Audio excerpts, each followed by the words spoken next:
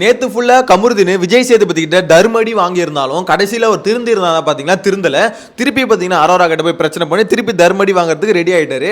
ஆனா அப்படிப்பட்ட கமருதீனுக்கு பார்த்தீங்கன்னா நேத்து கானா வினோத், விஜய் பார்வதி, அதுக்கப்புறம் பார்த்தீங்கன்னா வியானா, ஸோ இவங்க எல்லாரும் பயங்கரமா அட்வைஸ் பண்ணிட்டு இருந்தாங்க. அந்த சமயத்தில் கமருதீனோட ரியாக்ஷன் எல்லாம் பார்க்கும்போது சே என்னதான் இருந்தாலும் கொஞ்சம் பாவமா தான்டா இருக்கு இவனை பார்த்தாலும் அப்படின்ற மாதிரி தான் இருந்தது.